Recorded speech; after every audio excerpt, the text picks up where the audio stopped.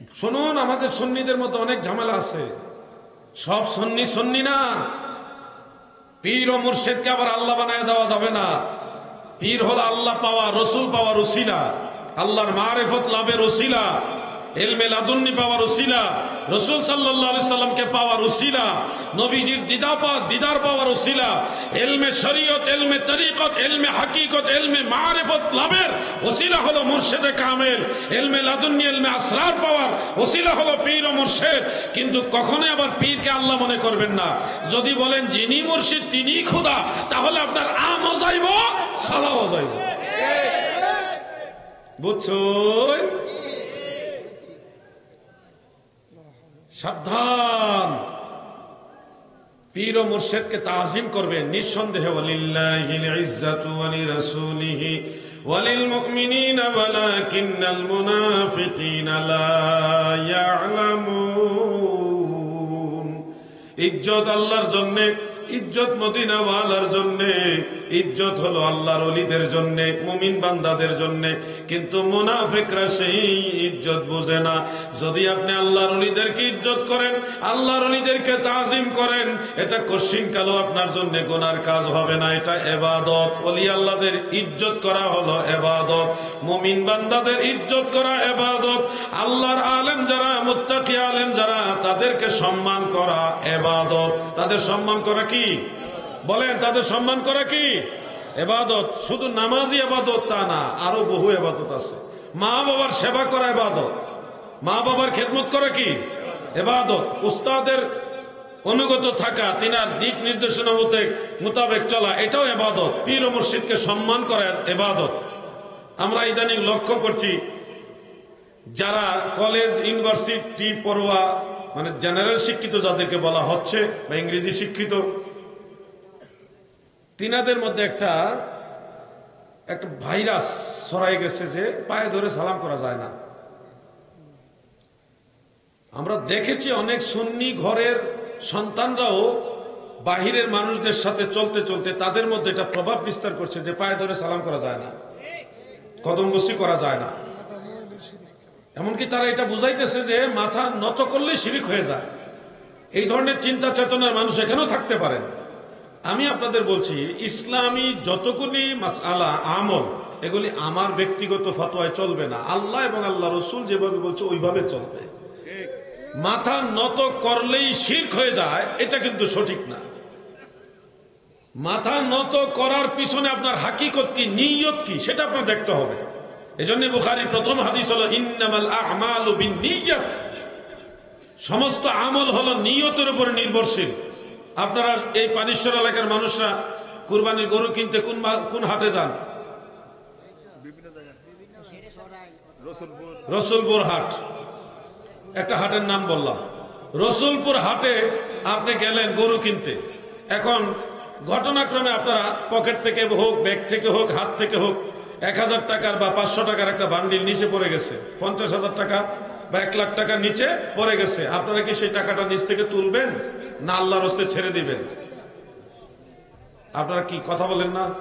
ছেড়ে দিবেন? সবাই দানবীর, সবাই দানবীর, বিশাল বড় দানবীর। কথাটা বুঝেন নাই মনে হয়।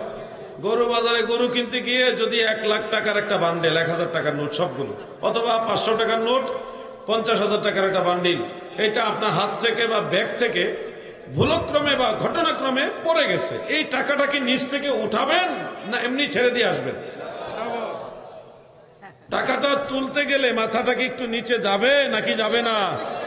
তাহলে কি মাথা নত করলে শিরিক? যদি শিরিক এই ফতোয়া বহাল রাখেন, তাহলে কদম বসির সময় শিরিক আর টাকা উঠাইবার সময় শিরিক না, এই দুই রকম মসলা তো ঠিক, এটা তো চলবে না। মসলা তো সব জায়গায় একরকম, নাকি বলেন আপনারা?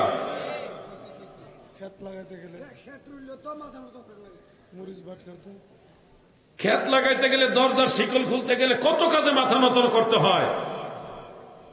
এত কিছুতে মাথা নত গেলে, নিচে গেলে শিরিক হয় না, শুধু কদম বসি করতে গেলে শিরিক হয়। এটা তো একতরফা ফতোয়া, তাই না? আচ্ছা, আমি যে কথাটা বলছিলাম এটা গুছিয়ে নেই, একসাথে সব কথা বলা যায় না। আমি আপনাদেরকে যে কথাটা বলতে চাচ্ছি, মাথা নত করেছেন কোন উদ্দেশ্যে, কোন নিয়তে, ওটার উপর নির্ভর করবে মাসআলা। আমরা যারা পীর ও মুর্শিদ বা বুজুর্গ আল্লাহর আলেম যারা, তাদের যে কদম বসি করি, মা বাবার কদম বসি করি, দাদা দাদির কদম বসি করি, আল্লাহ মনে করে কদম বসি করি? আওয়াজ দেন, আল্লাহ মনে করেন? আমরা সম্মান করে কদম বসি করি, আল্লাহ মনে করি না, কখনোই আল্লাহ মনে করি না, ঠিক না ঠিক? অতএব এখানে যারা মনে করছেন যে মাথা নত করলে শিরক হয়ে যাবে, পায়ে ধরে সালাম করা যাবে না, তাদের এই থিওরি থেকে বের হয়ে আসতে হবে। শুনুন, আপনাদের অবহেলার কারণে আমাদের যুবকরা আজকে মা বাবা, মুরব্বী, উস্তাদ, যারা বুজুর্গ পীর মাশায়েখ, তাদের কদম বসি করে না। যার দরুন দেখা গেছে মা বাবার প্রতি সন্তানের তাজিম, তাকরিম, সম্মান, এগুলি শ্রদ্ধাবোধ কমে গেছে। আজ থেকে 20 বছর আগে একটা স্টুডেন্ট, একটা ছাত্র তার শিক্ষককে দেখলে যেভাবে ভয় পাইতো, সম্মানের ভয় পাইতো, ওইভাবে এখন ভয় পায় না। কারণ হলো আপনাদের উদাসীনতামূলক এই কথাগুলো, যে মাথা নত করলে শিরক হয়ে যাবে। এই সন্তানগুলো, এই ছেলেগুলো যদি উস্তাদের পায়ে ধরে সালাম করত, মা বাবার পায়ে ধরে সালাম করত, তাহলে আজকে মা বাবা, সন্তান কোটি কোটি টাকার মালিক, তা সত্ত্বেও মা বাবা বৃদ্ধাশ্রমে থাকা লাগতো না, ঠিক না ঠিক? এই সন্তানগুলো যদি বাল্যকাল থেকে মা বাবাকে সম্মান করতো, উস্তাদকে সম্মান, আজকে ছাত্রের হাতে উস্তাদ লাঞ্ছিত হওয়া লাগতো না।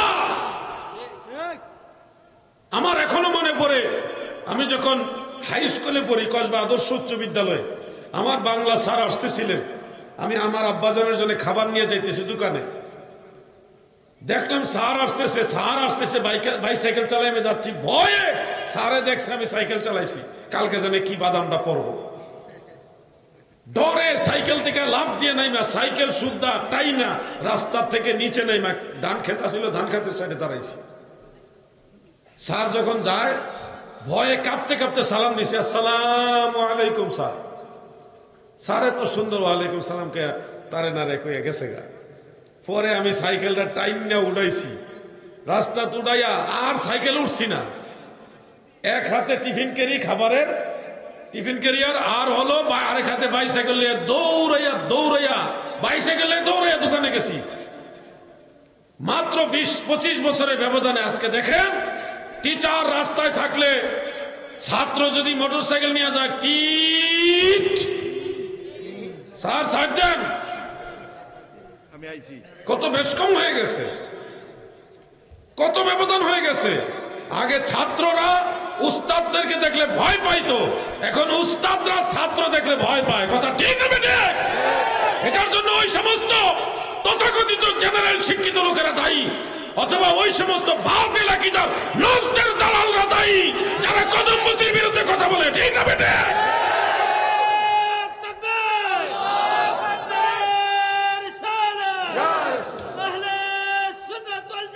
আপনারা একটা নিজেরা ব্যক্তিগতভাবে কমন সেন্স খাটিয়ে দেখেন, যেই সন্তান তার মায়ের পায়ে ধরে সালাম করে, বা মা শুয়ে আছে ওই অবস্থা মায়ের পায়ে গিয়ে চুমা খাইছে, মায়ের পায়ে চুমা খাইছে, বাবার পায়ে চুমা খাইছে, এই সন্তান খুব সহজে মা বাবার সাথে বেয়াদবি করবে? আপনাদের বিবেকে কি বলে, বেয়াদবি করবে? আপনারাও ট্রাই করে দেখেন না, মায়ের পায়ে, মা যখন শুয়ে থাকবে বিছানায়, রাতের বেলায় মায়ের পায়ের মধ্যে চুমা খাইবেন, আলাদা একটা ফিলিংস আপনার এই কালবের মধ্যে পাবেন, ব্যতিক্রম একটা শান্তি পাবেন। ট্রাই করে দেখেন, মায়ের পায়ে চুমা খাইবেন, বাবা শুয়ে আছে বাবার পায়ে চুমা খাইবেন। আমি জানি এখানে আমি একে একে যদি সবারই জিজ্ঞাসা করি, এমন বহু লোক পাওয়া যাবে যারা জীবনে একবারও মা বাবার কদম বসি করে নেই, তরুণ প্রজন্মের মাঝে। আমি বলবো, এগুলির থেকে তোমরা যারা এই ধরনের দৃষ্টিভঙ্গি নিয়ে গুরু যে পায়ে ধরে সালাম করা যাবে না, কদম বসি করা যাবে না, এটা থেকে বের হয়ে আসো, কদম বসি বেশি বেশি করো। যে আলেম বলবে কদম বসি করা যাবে না, সে আলেম না, তার লেখাপড়ার মধ্যে ঘাটতি আছে, তার তাহকিক গবেষণায় কমতি আছে, তার আরো পড়ালেখা করতে হবে। আমি আমার ক্ষুদ্র গবেষণা দেখেছি 10 জন সাহাবী কদম বসির পক্ষে হাদিস বর্ণনা করেছেন। কয়জন সাহাবী? 10 জন সাহাবী। আজকে আমার ভালো লাগছে, এই পানিশ্বরে নূরে মদিনা গাউসিয়া দরবার শরীফে এসে দেখলাম পীর সাহেব হুজুর যাচ্ছেন, বড় বড় আলেমরা যাচ্ছেন, তাদের কদম বসি করতেছে অনেক ছেলেরা, ভালো লাগছে। এই ছেলেরা আগামীতে কোনো ধরনের সন্ত্রাসী জঙ্গিবাদের সাথে জড়িত হবে না। তাদের মধ্যে তাওয়াজ্জু, তাওয়াদু এবং বিনয়, নম্রতা, তাসাউফ এগুলি বিরাজ করবে, কারণ তাদের মধ্যে আদব আছে। কথা ঠিক না ঠিক ভাই? এই আদবটা আমাদের তৈরি করতে হবে। আপনারা জানেন হাফেজ মাওলানা তোফাজ্জল হোসেন ভৈরবী সাহেব, নাম শুনছেন না আপনারা? উনি এমন এমন কিছু ঘটনা বলতেন যে ঘটনাগুলি যদি উনি রেফারেন্স দিতেন না, কিন্তু সত্যই বলে গেছেন। যদিও ইদানিং আবার কিছু বক্তা পাওয়া যাইতেছে যারা লেখাপড়া করছে, কামেল পাস করছে, কিন্তু মিথ্যা কাহিনী বলতেছে। সিজ্জিল আর ইজ্জিলের ইতিহাস করে, সিজ্জিল আর ইজ্জিল, অথচ কামেল পাস। আমাদের তোফাজ্জল হোসেন ভৈরবী সাহেব কিন্তু কামেল পাস না, বড় আলেম না, কিন্তু বড় আশেকের রাসূল। উনি সিজ্জিল আর ইজ্জিল বলতেন না, বড় আলেম না হইলো সিজ্জিল আর ইজ্জিলটা বুঝতো। আর এখন বড় আলেম হয়েছে, বড় ডিগ্রি, আল্লামা। নিজের নাম বাপের নাম আরবিতে লিখতে না, আল্লামা। কোথায় যাব? হযরত বিলাল রাদিয়াল্লাহু আনহুর নামে ঘটনা বলতে গিয়ে ঘটনা আছে একরকম, বলতেছে আরেক রকম, আর মানুষ কাইন্দা বেহুশ।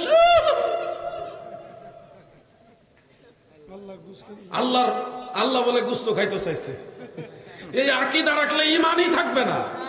কেউ যদি মনে করে আল্লাহ খায়, খাইতে চায়, এই আকীদা রাখলে তার ঈমান থাকবে না, এবং বিনা তালাকে স্ত্রী তালাক হয়ে যাবে। খবরদার, আকীদা বুঝতে হবে। এই জন্য বলছি, আলেম পীরের কাছে যাও, জাহেল পীরের কাছে যাও না। কারণ যে জাহেল, সে নিজেই আকীদা জানে না, সে নিজেও বেঈমান হবে, আপনার লইয়া বেঈমান হবে। আর আলেমের কাছে গেলে আলেম আকীদা জানে, তিনি তরিকত জানে, শরীয়ত জানে, হাকিকত জানে, মারিফত জানে। আলেম মদিনাওয়ালার পথে চলবে, আপনাকেও মদিনাওয়ালার পথে চালাবে। আমরা কি নবীর তরিকা থাকতে চাই কিনা বলে? সবাই বলে চাই কিনা?